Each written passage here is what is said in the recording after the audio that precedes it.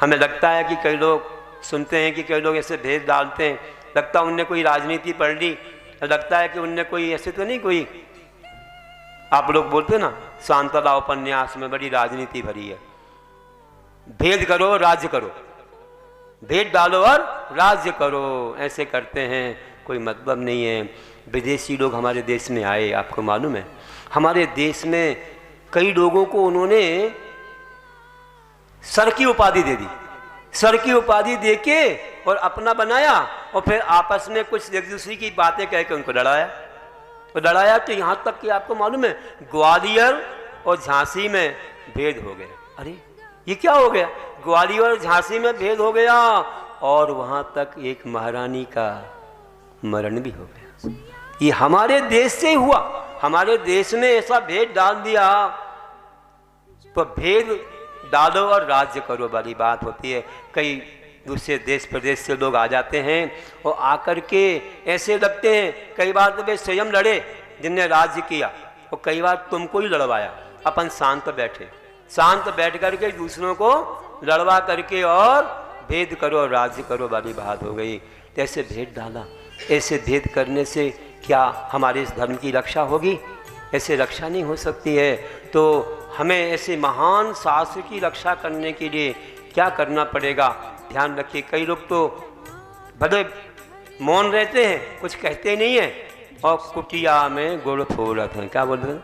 कुटिया में गुड़ फोड़ते रहते हैं, दरवाज़ा बंद करके और भेद डालते रहते हैं, एक दूसरे की निंदा करते रहते हैं। यहाँ तक खिड़कियाँ बंद करते, खिड़कियाँ ही बंद नहीं, खिड़कियों में पर्दा लगा करके अपनी फूट डालते हैं और लोगों की कमियाँ और निंदा करते हैं, और उन्हीं लोगों में भेद डाल देते हैं। दूसरे के कंधे पर रख के अपनी बंदूक चलाते हैं, दूसरों के कंधों पर रख के बंदूक चलाते हैं। ये मत जाना बड़े शांत से दिख रहे हैं, वे कई देश प्रदेश से आए हैं, और वहीं पर क्या करते हैं, आकर के उन्हीं लोगों में लड़ा देते हैं, भाई भाई में बैर करा देते हैं। सोचो बुंदेलखंड के लोगों, तुम क्या कर रहे हो? अपने ही जगह पर तुम आपस में लड़ रहे हो, तुमने भेद डाल दिया किसी ने आकर के, और वे तो मौन, और तुम एक दूसरे पर बंदूक और चला रहे हो, आपस में लड़ रहे हो। तुमको लड़ाने वाले कौन है? देखो बलि बृहस्पति प्रहलाद नमुची 4 मंत्री दूसरे देश से आए, और आकर के उनने ऐसी राजनीति अपनी कला से राज्य पा लिया। राज्य पाकर के उन्होंने क्या किया, आपस में लड़ा दिया, लोगों को लड़ा दिया और मुनियों पर उत्सर्ग करा दिया। स्वयं राजा बन के बैठ गए, अपनी कला से राजा बन के बैठ गए, और वहां पर ऐसे लड़ाई करवाई और मुनियों पर उपसर्ग करा दिया। मुनियों पर उपसर्ग हुआ, और मुनि जब ऐसे बाधित हो रहे थे, उनके धर्म ध्यान में बाधा आ रही थी। ये उन मंत्रियों की राजनीति थी, उनकी चालबाजी थी कि दूसरे देश से आकर के यहाँ लड़ाया भिड़ाया, मुनियों पर उपसर्ग करा दिया। स्वयं राजा बन के बैठ गए, स्वयं तो मौन बैठ गए और दूसरे के कंधे पर रख कर के अपनी बंदूक चला रहे थे। देखो उस कौन आत्मा, वेदों का पाठी विष्णु ने काम कर दिया। एक अकेला विष्णु वेदों का पाठ करने वाला, उसने सारे मंत्रियों को उनके भेद को जान लिया, और उनकी राजनीति को जान लिया कि दूसरे देश से आकर के ये मौन बैठे और हमारे देश में झगड़ा करा रहे हैं, किसी के कंधे पर रख के अपनी बंदूक चला रहे हैं। देखता हूं इनको। अकेला विष्णु जिसने कि वेदों का पाठ करने वाला अकेले ने मिलकर के उन मंत्रियों को क्या किया, वहां से खदेड़ दिया, ऐसा बांधा और मुनियों की रक्षा की और खदेड़ दिया। जान गया राजनीति को कि ये यहां आकर के राजनीति कर रहे हैं, ये मौन बैठे लग रहे जरूर, ये हम ही लोगों को लड़वा रहे हैं। ऐसे लड़वाने वाले कई लोग आ जाते हैं और बेहद शांत बैठते हैं और सब लड़ते रहते हैं, उनकी राजनीति को लोग नहीं समझ पाते।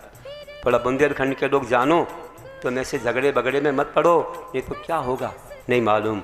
तो विचार करो, जब विदेशी आए थे उनने इस प्रकार की राजनीति की और ऐसे ग्वालियर और झांसी में भी भेद डाल दिया, ऐसे यहाँ मारकाट हुई। और एक ऐसे व्यक्ति ने, जैसे वहाँ विष्णु ने सबको भगाया, ऐसे यहाँ एक व्यक्ति ने क्या किया, एक व्यक्ति ने उनको खदेड़ के भगा दिया। इंडिया इंडिया कहने वालों को, भारत कह करके ये आदिनाथ भगवान का दिया नाम, भरत के नाम से भारत पड़ा है, उनको याद करो। वही परंपरा महावीर तक आई, उस अहिंसा को जिसने अपनाया, बिना अस्त्र शस्त्र के महात्मा कहलाने वाले व्यक्ति ने उन्हें खदेड़ के भगा दिया। जाओ जाओ जाओ जाओ इंडिया, जाओ जाओ जाओ, ये तो भारत है, इंडिया नहीं। भारत है, भारत कहो, इंडिया नहीं। भारत कहो, इंडिया नहीं। और भगा दिया, पलायन कर दिया, हम स्वतंत्र हो गए। तो जो लोग ऐसे भेद डालते हैं उनको ऐसे खदेड़ के भगा दिया जाता है। जब उनकी राजनीति को लोग जान लेते हैं कि आपस में यही लड़वा रहे हैं, मौन बैठे हैं, लेकिन ये दूसरे के कंधे पर रख के अपनी बंदूक चला रहे हैं। उनके भेद को जान जाओ और एक हो जाओ, और एक जगह होकर के एक हो जाओ, भाई भाई एक साथ रहो, दूसरे के कहने में मत आओ, नहीं तो हमारे जीवन का क्या होगा। इसलिए ध्यान रखो कि देखो, तिल भर मछली खाने से, बताइए आप, नरक, और मन भर खाने से स्वर्ग। किसी ने कहा ही है कि बड़े धर्मज्ञ बन जाते हैं, ऊपर से बड़े शांत दिखते हैं, भोले बाबा दिखते हैं, और अंतरंग में राजनीति करके स्वयं तो ख्यातिदा पूजा के लिए और बहुत बड़ी सेना तैयार कर लेते हैं, और सेना तैयार करके और आपस में लड़वा करके अपनी शक्ति दिखा करके दूसरे को जो है क्या करते, दुख देते हैं।